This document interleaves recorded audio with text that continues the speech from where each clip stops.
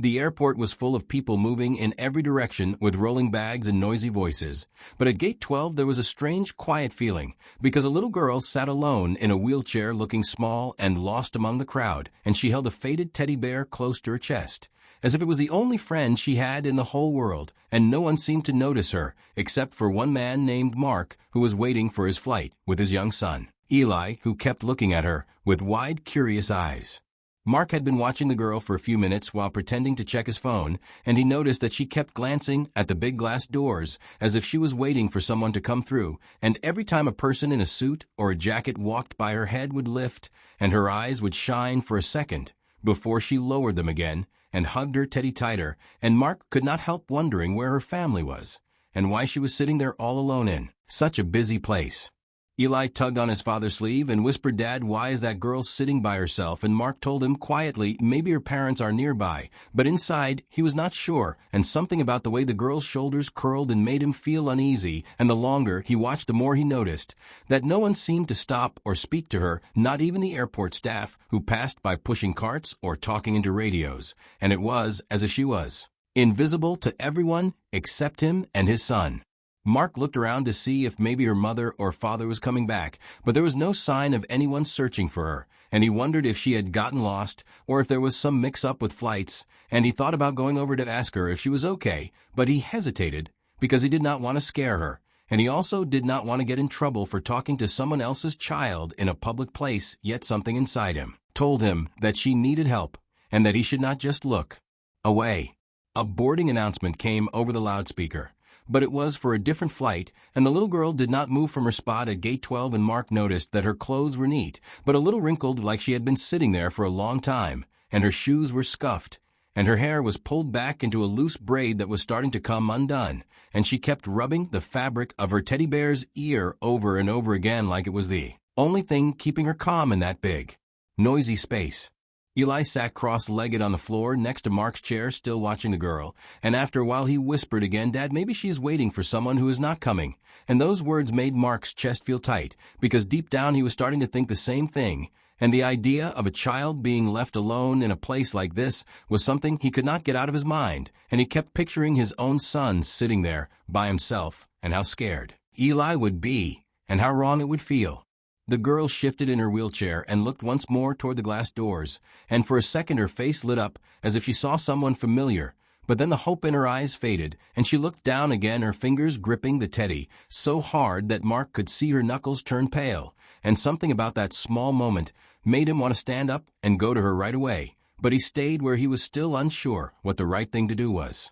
More passengers began to fill the waiting area, and the noise grew louder, but the girl remained in her own quiet bubble, as if she was in another world, and Mark found himself glancing at the big clock on the wall, and realizing that at least 20 minutes had passed since he first noticed her, and still no one had come to sit with her or check on her, and that made his worry grow stronger, because airports are not safe places for a child to be alone, even for a short time.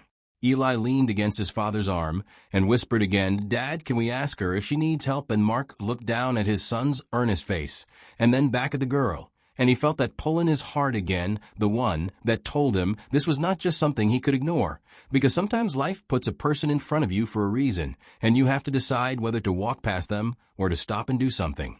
Mark took a slow breath and decided that if no one came for her in the next few minutes, he would walk over and talk to her and ask if she was okay, and maybe find an airport worker to help. But before he could make that move, something happened that made his pulse quicken and his eyes focus sharply toward the far end of the waiting area. A tall man in a dark suit stepped out from a side hallway and walked straight toward the girl. And for a brief moment Mark thought this must be her father or someone who cared for her, but the man's face was stern and cold, and he stopped in front of the wheelchair and spoke to her in a voice too quiet for Mark to hear, and the girl's head hung low as she clutched her teddy tighter, and then without warning the man turned around and began walking away toward the exit, leaving her behind without even a glance back, and Mark felt a jolt of disbelief rush through him as he realized what he had just seen, and in that instant the quiet mystery at gate 12 turned into something far more troubling. Mark's eyes stayed fixed on the man in the dark suit as he moved quickly toward the exit, and something about the way he walked so fast without turning back made Mark's stomach twist, because this was not what any loving parent would do.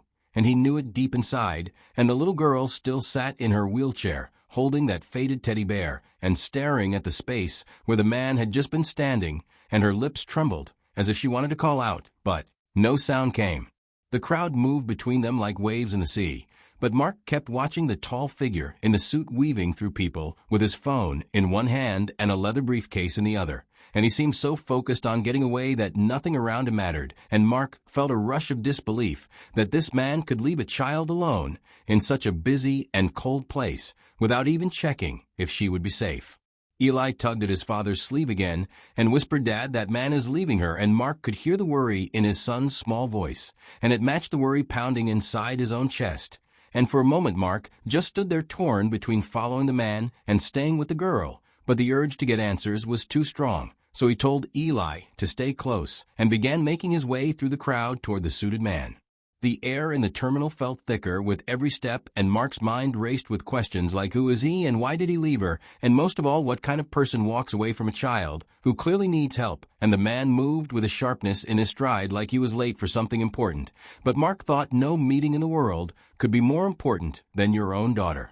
When Mark finally caught up to him near the sliding doors, he called out, "Hey, wait a second," and the man stopped mid-step, his shoulders stiffening, before he slowly turned and looked at Mark with a cold expression that made the air between them feel even heavier, and Mark asked, "Where is her family?" And the man's jaw tightened, as if the question was an inconvenience, and he replied in a low, impatient tone, "She is fine, and this is none of your concern."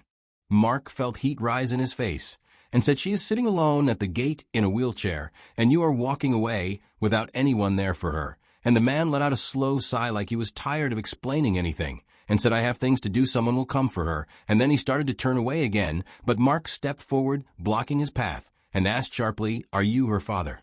The man's eyes narrowed, and for a moment he did not answer. And then he said, "Yes, I am her father, and yes, she is staying here, and no, I am not changing my mind." And his voice had no warmth, no guilt, no sign of love, and Mark stared at him, unable to understand how he could speak like that about his own child, and asked again, "Then who will take care of her?" And the man replied, "The airport has staff for situations like this, and she will be looked after until arrangements are made." Mark shook his head and said, "That is not how you treat your own daughter." And the man's expression hardened even more, and he said, "You do not know our situation. She is better off without me right now." And before Mark could say another word, the man stepped around him and walked out through the sliding doors into the night, leaving behind only the faint sound of his shoes on the polished floor and the cold rush of air from outside. For a few seconds Mark stood frozen, watching the doors close, and he felt a deep ache in his chest because he knew the girl had just been abandoned, and he thought of his own son and how it would break his heart to see him left alone like that, and the thought made his hands curl into fists.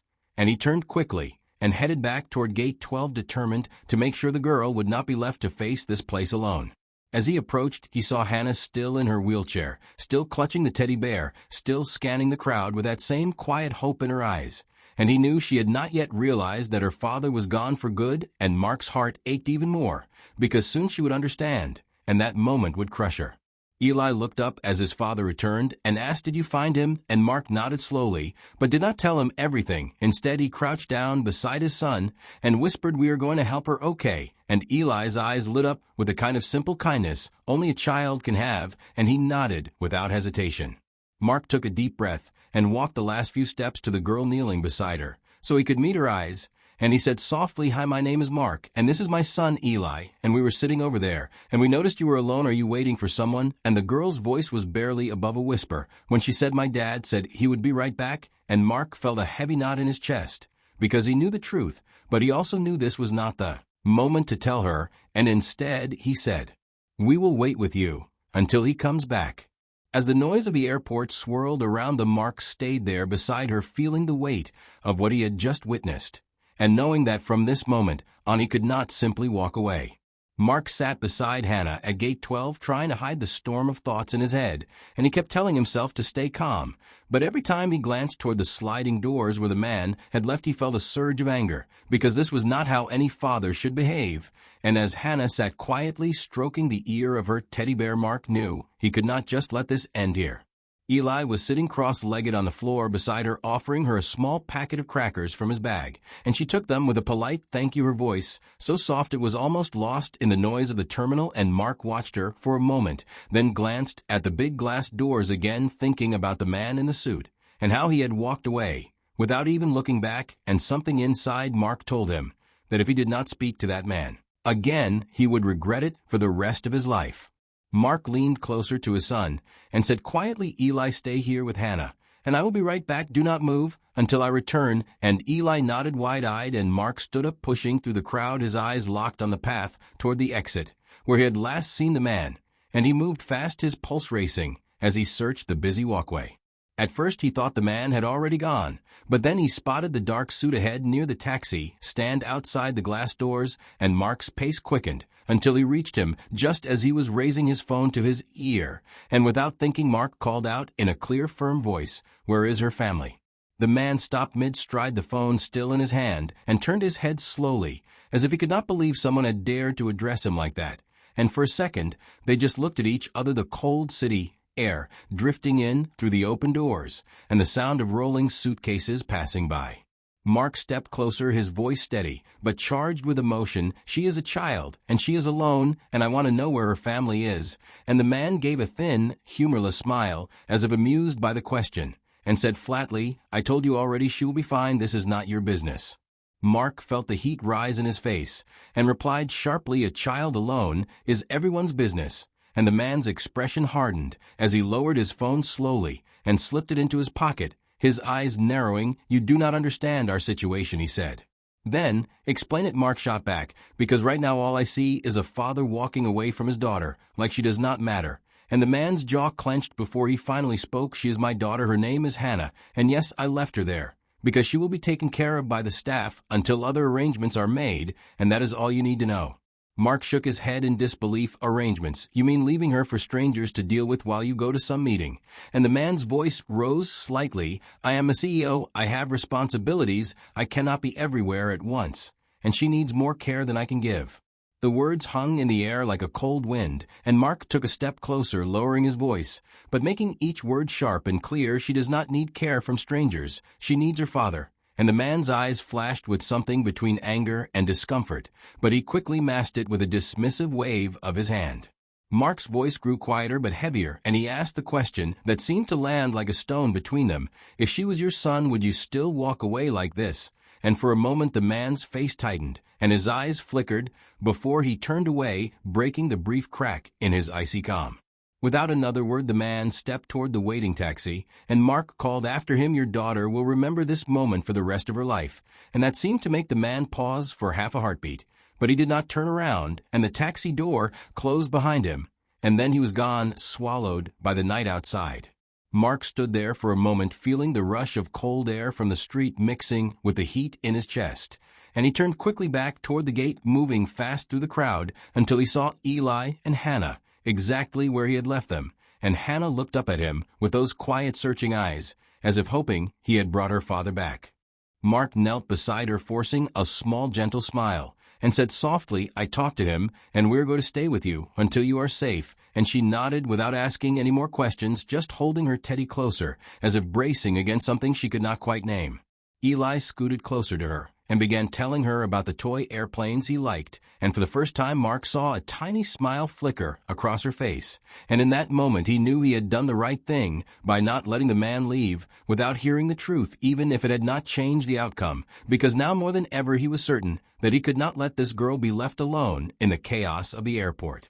As the three of them sat together at Gate 12, the loudspeaker announced another flight boarding, but they did not move. Instead, Mark kept his eyes on the doors, watching the endless stream of strangers pass by, each one with their own story, none of them knowing that just a few feet away sat a little girl whose world had just been changed forever.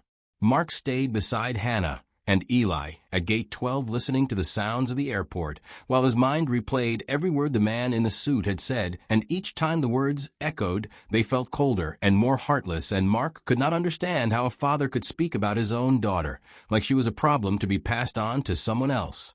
And the more he thought about it, the more he knew he needed to understand the truth behind this.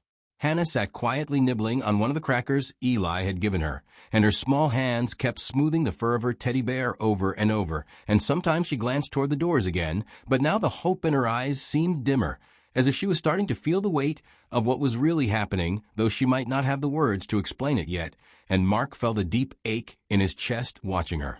Eli leaned against his father's side and whispered, "Dad, maybe your dad is not coming back," and Mark gave a small nod, not wanting to lie, but also not wanting to scare Hannah. So he said softly, "We will make sure she is okay no matter what." And then he stood up, because he could not just sit there with questions burning in his mind. He had to find out why any man would do this.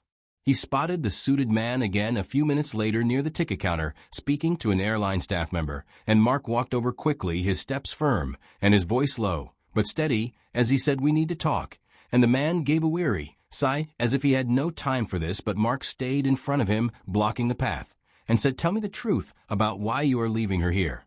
The man's eyes narrowed, and he said, "I already told you she will be taken care of, and that is enough." But Mark shook his head and said, "Not for me, not for anyone who has a heart." And the man looked away for a moment, his jaw tight, before he finally spoke in a voice that was flat, but carried a sharp edge. "Hannah is my daughter. Her mother left years ago, and since then I have done everything to provide for her. But she needs more care than I can give, and my work demands more than I can handle, and I am done trying to balance both." Mark felt his stomach drop at the cold finality in the man's voice and asked, "You are done? She is your child." And the man's tone did not soften, as he said, "I have made arrangements for her to go to a facility where she will have full-time care. It is better this way. She will not have to be dragged around by me. She will not slow me down, and she will have people who know how to handle her needs." Mark stared at him, trying to find any sign of guilt or love in his face, but there was nothing but that same businesslike calm, as if they were talking about a meeting being canceled. And he said in a low voice, "You are walking away from your daughter like she is a burden, and one day you will regret this more than anything else in your life." And the man's eyes flickered for only a moment before he looked past Mark and said, "This conversation is over." Before Mark could say more, the man turned and walked toward the far end of the terminal, his pace quick and determined, until he disappeared from sight, and Mark stood there for a moment, feeling the cold truth sink into his bones. This man was not coming back, and Hannah was now completely alone in the world, except for the strangers who happened to be here now. Mark took a deep breath and returned to gate 12, where Hannah was still sitting, exactly as he had left her, Eli talking softly to her about his favorite cartoons. And when she saw Mark, she gave a small, hopeful look, as if maybe he had news that her father was on his way back. But when Mark knelt beside her, she must have seen the truth in his eyes, because her gaze lowered, and she clutched her teddy closer, without saying a word. Mark spoke gently, "Hannah, I need you to know that I am here, and I am not leaving you alone. We are going to make sure you are safe." And she nodded slowly, her voice barely a whisper, as she said, "He is not coming back, is he?" And Mark felt his throat tighten, as he said softly, "No, I do not think he is." And she gave the smallest nod, like she had already known the answer in her heart, but had been holding on to a little hope anyway. Eli reached out and put his hand on her arm, and said, "We can sit together until we know what to do." And for the first time a tiny smile touched her lips, though it was faint and brief, and Mark felt a fierce determination rise inside him, because he could not stand the thought of her being left to handle this moment alone. As the three of them sat there, the crowd around them kept moving, people rushing to flights, laughing into phones, sipping coffee, and none of them knowing that at gate 12 a little girl's life had just been changed forever. And Mark knew that this was the moment where he had to decide whether to walk away like the man in the suit or to step in and become the person Hannah needed most in this frightening, uncertain place. Mark sat between Hannah and Eli, feeling the weight of the moment pressing on him from all sides, and his mind kept going back to what the suited man had said about Hannah slowing him down and being better off somewhere else. And each time the words replayed, they cut deeper, because he could not imagine looking at his own child and seeing anything but love and responsibility, and yet this man had walked away without hesitation. Hannah was staring at the floor, now her small hands clutching her teddy bear so tightly that the worn fabric bunched between her fingers, and every so often her eyes would lift toward the busy stream of travelers, as if a part of her still wanted to believe that her father would appear again and tell her it had all been a mistake. But each minute that passed without him seemed to make her shoulders sink lower, and Mark knew she was starting to understand the truth. Eli leaned close to her and offered her a piece of chocolate from his own snack bag, and she took it slowly, giving him a small polite smile before biting off the corner and chewing quietly, and Mark saw how Eli's simple kindness made her relax just a little, and it reminded him of how much children need someone to show up for them in the hardest moments, even if that someone is a stranger. Mark looked around the terminal at the constant flow of people and realized that in a place like this it would be very easy for a child to be overlooked or forgotten, and he thought about how many steps it would take for her to be swallowed by the system without anyone truly caring for her as a person, and the idea made his stomach twist, because he knew she deserved better than that.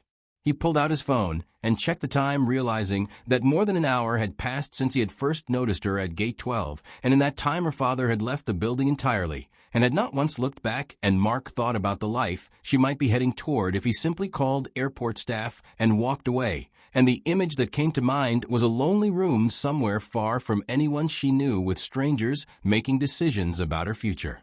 Mark glanced at Eli, who was still chatting softly to Hannah, telling her about a small puppy they had seen at the park last week, and Hannah's eyes lit up just a little as she listened, and in that small change Mark saw a glimpse of what could happen if she was surrounded by people who actually cared, and that was the moment something clicked inside him, and he knew he could not leave her fate to chance. He leaned toward her and said softly, "Hannah, I know today has been very hard, but I promise you are not going to be alone. We're going to make sure you are safe." And she looked at him for a long moment, as if trying to decide whether to believe him, and then she nodded once without speaking. Mark stood and walked over to the nearest airline counter, asking for a supervisor and explaining that there was a young girl left alone at Gate 12 and that her father had already left the building, and the staff member's eyes widened as she quickly called for assistance, and Mark insisted on staying by Hannah's side until the right people came to help, because he did not want her to feel abandoned again. When he returned to her side, Hannah looked up at him with a mix of curiosity and caution and asked quietly, "Are you going to leave too?" And Mark crouched down so they were eye level and said, "No, I am staying right here until we know what will happen next." And she gave a tiny nod and leaned slightly toward Eli, who grinned at her in a way that made her lips twitch into a brief smile. The minutes stretched on until an airport security officer and a woman from Child Services arrived, and they approached slowly, crouching down to speak to Hannah in gentle voices and explaining that they were there to help her and take her somewhere safe. And Hannah listened, but kept glancing at Mark as if checking to make sure it was all right, and he gave her a reassuring nod, telling her quietly, "They are here to take care of you, but I will be here until you leave." As they began asking her a few questions, Hannah's answers were short and quiet, and when they asked if she had anything she wanted to bring, she lifted her teddy bear and held it close, and Mark felt a swell of emotion watching her cling to the one thing that gave her comfort. When it was time for her to go, she looked at Mark and Eli and said thank you in a voice so small it barely rose above the noise of the terminal. And Eli said, "You can come visit us someday," and Mark smiled and told her, "You are very brave, and I hope we see you again soon." And she gave him one last look before the child services worker gently guided her away through the crowd. Mark watched until she disappeared from view, and then sat back down beside Eli, feeling a strange mix of sadness and relief, because he knew she was heading towards safety, but he also knew her journey was far from over. And as he sat there, he made himself a silent promise that if there was any way to be part of her life again, he would take it without hesitation. Weeks passed since that long day at Gate 12, yet the memory stayed with Mark like a photograph burned into his mind, and sometimes when he sat in the quiet of the evening with Eli doing homework at the kitchen table, he would see Hannah's small face in his thoughts, her eyes carrying that mix of hope and fear, and he would remember the moment she had been guided away, holding her teddy bear like it was her whole world, and he would wonder how she was doing, and if she had found a place where she felt safe.